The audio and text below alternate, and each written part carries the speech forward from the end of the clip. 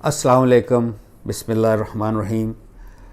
میں آپ کے سامنے ہمارے معاشرے کا ایک وہ پہلو رکھنا چاہتا ہوں جس سے ہمارا بہت گہرا جذباتی تعلق ہے، جذباتی، شعوری نہیں۔ یاد رکھیے کہ اللہ پاک قرآن میں کو سمجھنے کے لیے ایک ہی کرائٹیریا ہمیں بتاتے ہیں، وہ عقل ہے۔ وہ اس حد تک اللہ کہتا ہے سورہ یونس میں کہ میں اس پر گندگی ڈال دیتا ہوں جو عقل سے کام نہیں لیتے۔ کس چیز کی گندگی؟ ہدایت نہ پانے کی، ایمان نہ پانے کی۔ سورہ یونس کی 100 آیت ہے۔ اس کو ریورس دیکھیے، یعنی اللہ جو لوگ عقل یوز نہیں کرتے وہ ایمان ہی نہیں حاصل ہوگا ان کو، یہ ایکچولی یہ مطلب ہے۔ اور ہم یہ بتایا گیا ہے کہ جو آپ نے سن لیا اپنے معاشرے سے، ماحول سے، محلے سے، بچپن سے، بس وہ دین ہے، وہ مذہب ہے، اس پر جذباتی تعلق رکھیے۔ دس از ناٹ کریکٹ۔ میں آپ کے سامنے وہ جو پہلو ہے وہ ہے قرآن اینڈ حدیث، یعنی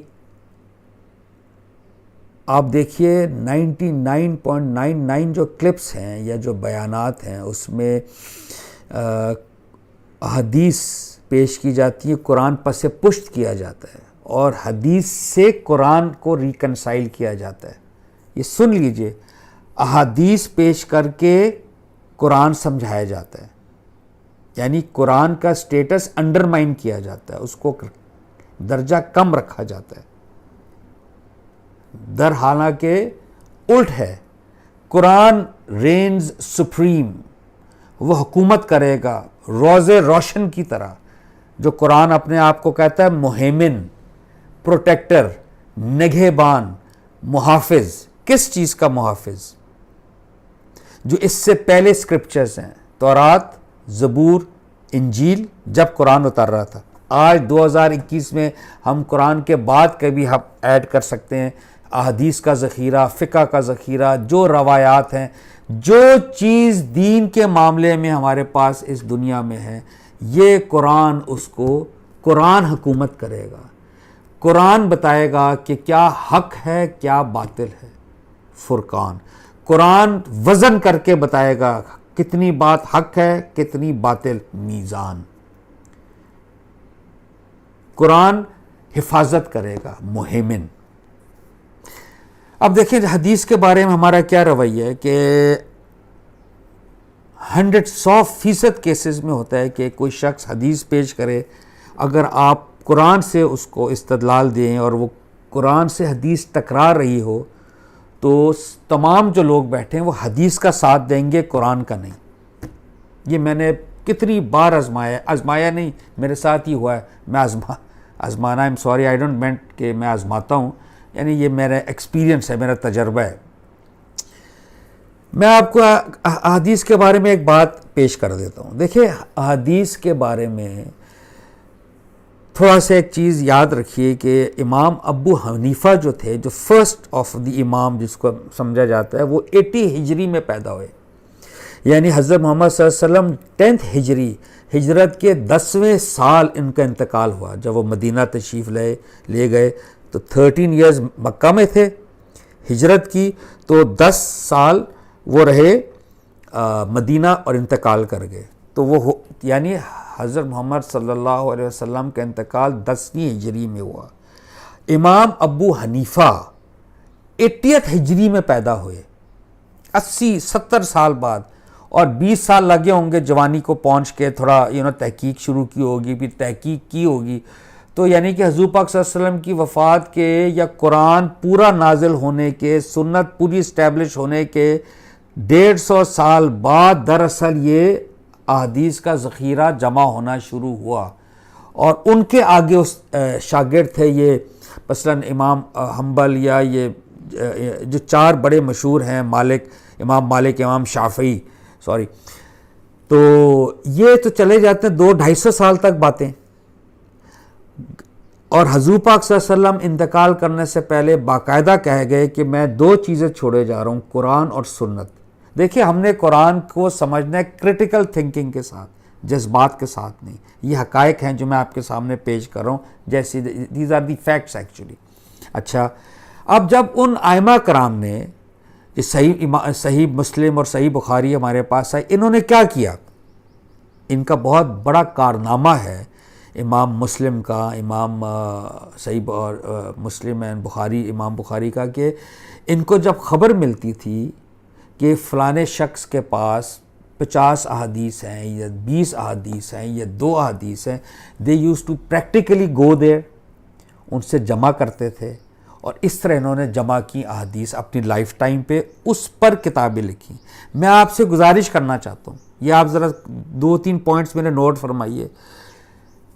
ان میں سے مجھے اب یاد نہیں ہے امام مسلم یا امام بخاری, انہوں نے تقریباً اپنی لائف سپین میں 60,000 یا 70,000 احادیث اکٹھی کی. یعنی آپ اندازہ کیجئے کہ کوئی گاڑی نہیں تھی, نہ موٹر ویز تھی. آبویسلی وہ گھوڑے پر بیٹھتے ہوں گے. مثلا اگر لاہور رہتے ہیں تو پتہ چلا جی کاموکی میں ہے, یا ملتان میں ہے, یا دلی میں ہے, تو وہ جا کے اسکیلٹ کر رہے ہیں. ایک تو آپ یہ ملاحظہ یہ ذہن میں رکھیے.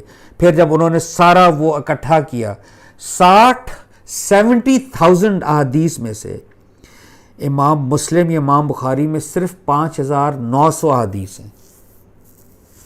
چلیں 6,000 کر لیں, تو اگر 70 ہیں تو وہ باقی 64,000 کہاں گئیں؟ وہ انہوں نے رد کر دیں. وہ اب جمع نہیں کی. میں آپ کو وجہ بتاتا ہوں. اسی طرح امام شافعی, اچھا ایک اور ہیں, اب دوسرے ہیں غالباً, وہ کہا جاتا ہے 6 لاکھ احادیث انہوں نے لائف سپین میں اکٹھی کی, اور اس میں سے انہوں نے کتاب لکھی, باقی رد کر دیں. اب سوال یہ پیدا ہوتا ہے کہ وہ جو احادیث رد کیوں کی اور جو قبول کیوں کی, کیا کرائٹیریا تھا؟ کیا ان پر وحی نازل ہوتی تھی؟ کیا وہ کوئی نبی کے درجے پر پہنچ گئے کہ اللہ نے بتایا کہ یہ صحیح ہے یہ غلط ہے؟ نو, they were human beings. نبوت کا جو دروازہ ہے حضرت محمد صلی اللہ علیہ وسلم پر, ہمیشہ کے لیے وہ راستہ دروازہ بند ہو گیا نبوت کا. کوئی نبی, وہ شریعت والا ہو یا غیر شریعت والا, یہ بھی بڑا ایک ٹاپک ہے, کوئی نبی ان کے بعد نہیں آئے گا قیامت تک. اللہ نے لکھ دیا, ہی از دا سیل آف پروفیٹہڈ. کوئی نبی نہیں آئے گا کسی صورت. تو کیا ان پر کوئی وحی نازل ہوئی یا وہ نہیں؟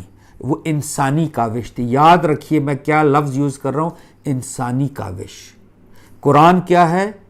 خدائی کاوش, اللہ کا, جو خود اللہ نے کہا سورہ حجر کی 9th آیت میں کہ میں نے اس یاد دہانی کو نازل کیا. یاد دہانی, وہی میرا لفظ, آخرت کی یاد ہے, اور میں خود اس کی حفاظت کروں گا. یہ اللہ کے ذمہ. احادیث لوگوں نے جمع کی, اور اسی لیے حضور پاک صلی اللہ علیہ وسلم نے فوت ہونے سے پہلے کہا میں یہ 2 چیزیں چھوڑے جا رہا ہوں, قرآن اور سنت. جو اس کو پکڑ لے گا وہ صحیح رہے گا. احادیث کا ذخیرہ ہمارے پاس آیا 300-400 صدیوں کے بعد, 3-4 صدیوں کے بعد. اب آپ دیکھیے یہی ائمہ کرام جو ہیں, جو جید ائمہ کرام, ابو حنیفہ, امام مالک, امام شافعی, امام حنبل, انہوں نے اپنے زمانے میں ایک کرائٹیریا تجویز کیا اور احادیث کی اقسام بنائی. یہ دیکھیں میرے الفاظ, احادیث کی اقسام, کہ یہ حدیث صحیح ہے, یہ غلط ہے, یہ جھوٹی ہے. جھوٹی میں آپ سے ابھی پیش کرتا ہوں. 2 چیزیں انہوں نے کی, بلکہ اس میں امام شافعی کا بڑا اچھا قول ہے, بڑا اچھا. کہتے ہیں کہ میری تحقیق یا میری کتاب یا میری جو کلیکٹڈ احادیث میں سے کوئی چیز قرآن کے مترادف ہو, ٹکراتی ہو قرآن اور سنت سے, اس کو دیوار پہ دے مارو. یہ ہے ان کا سٹانس. یعنی ان کی نگاہ میں جو چیز حکومت کرے گی قیامت تک وہ یہ قرآن اور حضور علیہ السلام کی سنت مبارکہ ہے, جو کہ سنت ابراہیم کے پیرو تھے. ٹھیک ہو گیا. اب دیکھیں حدیث میں 2 چیزیں نمایاں ہوتی ہیں. ایک ہے کہ امام مسلم جس شخص کے پاس گئے اس نے کیا کہا کہ جی مجھے یہ حدیث ان صاحب سے ملی, جنہوں نے ان صاحب سے کہتے ہیں میں نے لی, انہوں نے ابو ہریرہ سے سنا کہ حضور نے یہ فرمایا. تو یہ اس کو کہتے ہیں چین آف نریٹرز. چین بن گئی نا, چین. امام مالک سے لے کے جہاں جس شخص کے پاس گئے اس نے کہا ہے, مثال کے طور پہ میں نے اپنے والد سے لی, انہوں نے اپنے کسی دوست سے لی جو ان کے دادا کا دوست تھا, انہوں نے کہا میں نے ابو ہریرہ سے یہ بات سنی. اس کو کہتے ہیں روایت, چین آف نریٹرز. روایتاً, کہ حدیث روایتاً. امام مالک کہتے ہیں, امام مسلم, کہ جی میں نے یہ سنا امجد سے, امجد نے کہا میں نے ماجد سے سنا, ماجد نے کہا کہ میں نے اپنے دادا فرقان سے سنا کہ انہوں نے ابو ہریرہ سے کہا جنہوں کہ حضور نے یہ فرمایا. تو انہوں نے کہا جی یہ جو چین آف نریٹرز میں جو ابو ہریرہ رضی اللہ عنہ جو صحابی ہیں اور حضور, ان پر تو یقینی بات ہے, شک نہیں کیا جا سکتا آبویسلی. تو انہوں نے کہا یہ جو ہے نا امجد ہو گئی یا فرقان یا میں نے نام دیا ماجد, ان کا انہوں نے جس کو آج کے زمانے میں کہتے ہیں بایو ڈیٹا جمع کیا, ریپوٹیشن دیکھی کہ بوڑھے تو نہیں ہو گئے, حافظہ تو نہیں خراب, ان کا اپنے اس علاقے میں کوئی وہ فراڈیت تو نہیں ہے, وہ اچھے انسان بھلے انسان سمجھے جاتے ہیں. کیا انہوں نے جو بات ابو ہریرہ سے جو کی, کیا انہوں نے اپنی انٹرپریٹیشن تو نہیں ڈال دی؟ یہ سب چیزیں اس کو کہتے ہیں حدیث کو روایتاً دیکھنا. روایتاً کیا چین آف نریٹرز, کہ کون کون ان میں سب اچھے ہیں نہیں ہیں, کیسا ہے. سیدھی سی بات ہے. دوسرا اسپیکٹ آبویسلی ہے کہ حضور نے کیا بات فرمائی, بات کیا تھی, جس کو آپ کہتے ہیں نا ایس ایم ایس, جو ٹیکسٹ کیا اس کا, جسے ہم کہتے ہیں اعمال کا دار و مدار نیت پر ہے, یہ ٹیکسٹ ہے. اس کو کہتے ہیں درایت. تو روایتاً اینڈ درایتاً حدیث کی کیا صحت ہے, یہ ہے وہ جملہ, کہ یہ جو حدیث ہے, اگر یہ حدیث ہے تو اس کو روایتاً اور درایتاً اس کی کیا صحت ہے. اس پر انہی ائمہ کرام نے ایک کرائٹیریا بنائے. وہ کرائٹیریا میں آپ کے سامنے پیش کر دیتا ہوں. انہوں نے فرمایا کہ جی کوئی حدیث, حدیث کہتے ہیں بات کو, یعنی کہ حدیث عامر, میری بات, عامر کی بات. تو حضور پاک صلی اللہ علیہ وسلم کی جو بات ہے, سنت جو ہے وہ پریکٹیکل ہے, حدیث ان کی گفتگو. تو انہوں نے کہا کہ جی حضور پاک صلی اللہ علیہ وسلم کوئی گفتگو, کوئی بات قرآن کے خلاف نہیں کر سکتے کیونکہ وہ اللہ کا کلام ہے. وہ سنت کے خلاف نہیں کر سکتے کیونکہ بہرحال وہ سنت ابراہیمی ہے. وہ کوئی بات اپنی بات کے خلاف نہیں کر سکتے. ہی کی ناٹ کنٹراڈکٹ ہمسیلف, یعنی اپنی حدیث جو پہلے ارشاد اس سے وہ کنٹراڈکٹ نہیں, اس سے تضاد نہیں ہو سکتی. اور چوتھی بڑی انٹرسٹنگ ہے کہ وہ فطرت کے خلاف بات نہیں ہو سکتی, یعنی کامن سینس کے خلاف. تو جتنی احادیث اکٹھی ہوئیں انہوں نے اس سے پرکھا, قرآن سے پرکھا, ان کو ان کی سنت سے پرکھا, ان کی باقی احادیث اور کامن سینس سے, کہ حضور ان کے خلاف بات کر ہی نہیں سکتے کیونکہ انسان فطرت پر پیدا ہوا ہے. سب سے جو شخص قریب ہوتا ہے فطرت کے وہ انبیاء ہوتے ہیں. اس پر انہوں نے 4 کیٹیگریز حدیث کی بنائی.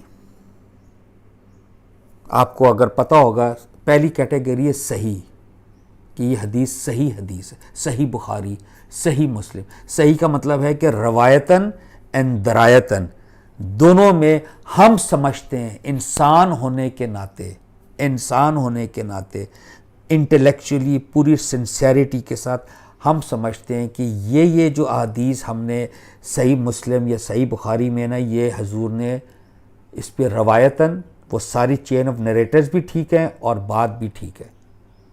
انسانی کاوش, یاد رکھیے یہ لفظ نہیں بھولنا. دوسری کیٹیگری 1 ڈاؤن, حسن. یہ حدیث حسن ہے.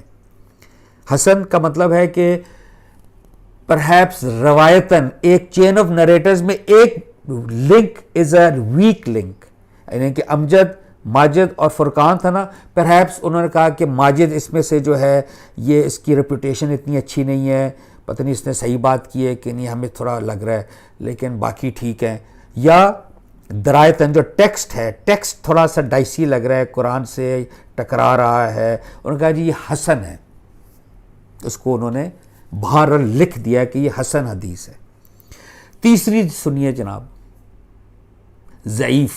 یہ ہم بھی بولتے ہیں کہ میرے والدین ضعیف ہو گئے, ضعیف کمزور, کہ روایتاً یا درایتاً یا بوتھ کیس میں یہ کمزور لگ رہی ہے, ہمیں حضور نے ایسا کہا نہیں ہوگا. یا لوگ بھی بیچ میں جو ہیں وہ not of good character perhaps, ضعیف حدیث۔ چوتھی سب سے انٹرسٹنگ، موضوع اس کا مطلب پتہ ہے کیا ہے؟ جھوٹی، فیبریکیٹڈ، کانکاکٹڈ۔ حضرت محمد صلی اللہ علیہ وسلم نے یہ بات بالکل بھی نہیں کہی، یعنی وہ قرآن سے بھی ٹکرا رہی ہے، سنت سے بھی، ان کی باقی احادیث سے اور کامن سینس سے، اس کو بھی انہوں نے کیٹیگرائز بہرحال کر دیا کہ جی ہمیں، چونکہ ہم نے اس کو، کسی نے ہمیں ہم نے کلیکٹ کی ہے نا، اس کو موضوع لکھ دیا۔ تو یہ 4 کیٹیگریز حدیث کی ہیں، صحیح حدیث، حسن، ضعیف، موضوع۔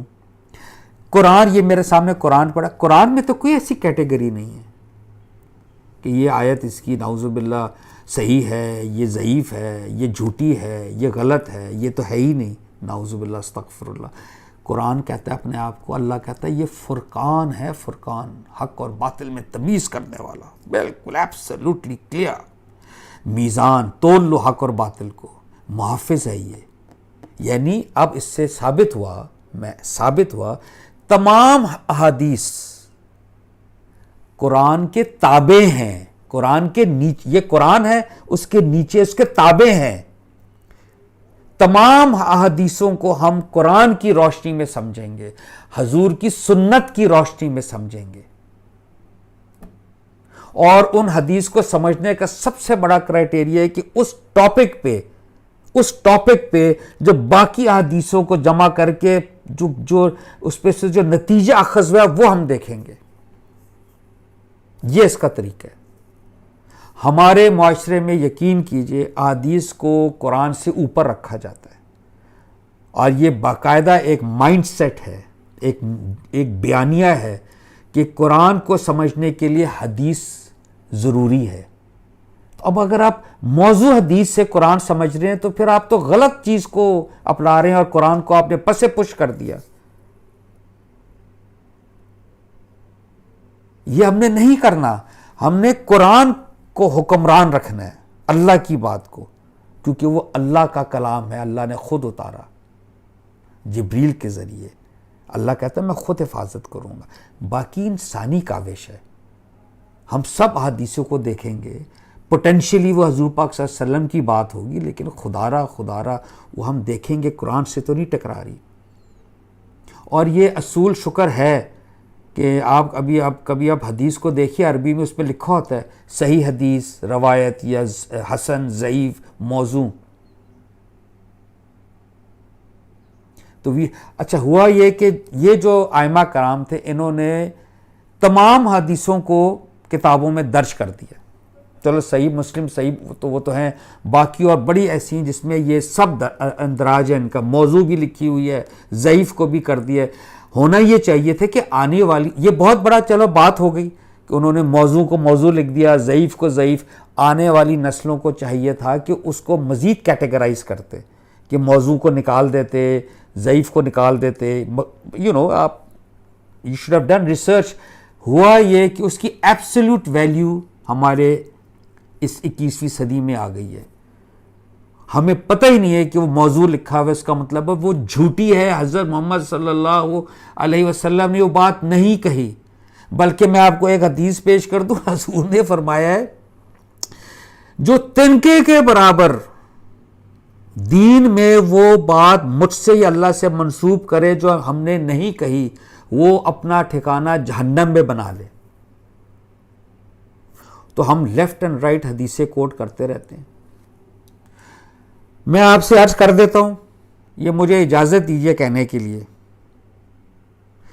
جو تبلیغی نصاب کتاب ہے نا، جو تبلیغی جماعت ہمارے بڑے محترم، جو تبلیغی جماعت والے ہمارے جو رائیونڈ میں ہیں، ان کی جو کتاب ہے تبلیغی نصاب کہتے ہیں، اس میں روایات ہیں، ان کی عربی پہلے لکھی، اس میں لکھا ہوتا ہے یہ موضوع ہے، یہ گھڑی ہوئی جھوٹی ہے روایت ہے، اور وہ پڑھ رہے ہیں اور آپ سبحان اللہ کہہ رہے ہیں۔ میرے ایک عزیز ہیں، وہ بہرحال میں نے وہ ابھی سن بھی لیں گے، ان کو میں یہ کلپ بھیجوں گا، ان سے میری بات ہوئی تھی، وہ تبلیغی جماعت کے بڑے ہائر اوپر اونچے رکن کے ممبر بھی ہیں، تو میں نے ان سے بات کی, میں نے کہا یہی باتیں کی, میں نے کہا بھائی جان وہ اس میں تو موضوع لکھا ہے. جی لکھا ہوا ہے. میں نے کہا بھائی جان آپ کو پتہ ہے کیا مطلب ہے جھوٹی ہے؟ جی جی جی یہی مطلب ہے. تو میں نے کہا بھائی جان تو تنکے کے برابر بھی آپ جھوٹ بولیں تو منسوب کریں تو وہ تو جہنم کی وعید ہے. وہ مسکرا گئے. اب آپ دیکھیے نا, میں آپ سے یہ کہنا چاہتا ہوں, ایک بات کا جب علم ہو گیا, مجھے علم ہو گیا کہ میں غلط پٹری پہ چڑھا ہوا ہوں, انٹلیکٹ کا تقاضا نہیں ہے کہ میں اس پٹری سے اتر کے سیدھے ٹریک پر رہوں. میں قرآن کو حکم مانوں, حکم, اس کا فیصلہ فائنل ہے, میں اس کا ذوق ڈیولپ کروں. رمضان کے مہینے میں قرآن کو میں اٹھاؤں سمجھ کر پڑھنے کے لیے, نہ کہ اس کو 10 بار ختم کرنے کے لیے عربی میں. For what? وہ اپنی جگہ جو بھی اس کو کر لیجئے. قرآن منادی کر رہا ہے کہ میں اس کو جو عقل سے کام نہیں لیتا, میں اس کو ایمان کی دولت نہیں دیتا. یہ سورہ یونس کی 10th سورہ یونس کی 100 آیت ہے. اس میں ہے کہ کوئی متنفس یعنی کہ کوئی نفس میرے اذن کے بغیر ایمان نہیں لا سکتا. یہ پوری آیت ہے. اور میں اس پر گندگی ڈال دیتا ہوں جو عقل سے کام نہیں لیتے. یہ آیت ہے ایکچولی. آپ اس کو الٹ کیجئے کہ جو عقل سے کام نہیں لیتا میں اس کو ایمان ہی نہیں دوں گا. یہ دیکھیں نا, میں آپ کو پڑھ دیتا ہوں پلیز. آپ یہ اسی ضمن میں چونکہ ہے, اور کسی شخص کے لیے ممکن نہیں کہ وہ ایمان لا سکے مگر اللہ کے اذن سے. یہ تو ہوگی ایک یہ بھی اللہ کا ایک لا ہے, اس پر بھی کبھی بات کریں گے. لیکن اللہ فرما رہے ہیں اور کسی شخص کے لیے ممکن نہیں کہ وہ ایمان لا سکے مگر اللہ کے اذن سے. اور وہ گندگی لاد دیا کرتا ہے ان لوگوں پر جو عقل سے کام نہیں لیتے. گندگی کس چیز کی محترم؟ اس سے پہلے ایمان کا ذکر کیا, تو ایمان نہ لانے کی گندگی ڈال دیتا ہوں. تو اگر ایک بات کا ہمیں پتہ چل گیا ہے کہ احادیث کی جو اقسام ہے, صحیح, حسن, ضعیف, موضوع, تو یہ خود بخود بتا رہی ہے کہ قرآن حکومت کرے گا. تو ہم اپنا مزاج ہم کو بنانا چاہیے کہ ہم اپنے دین کو, اللہ کی بات کو, محمد صلی اللہ علیہ وسلم کی بات کو, قرآن کی بات کو حکم مانیں, ترجیح دیں, پرائرٹائز کریں, اس سے اپنا استدلال حاصل کریں, اس سے اپنی انسپریشن حاصل کریں, اس سے اللہ کی ہدایت حاصل کریں. بہت شکریہ. السلام علیکم.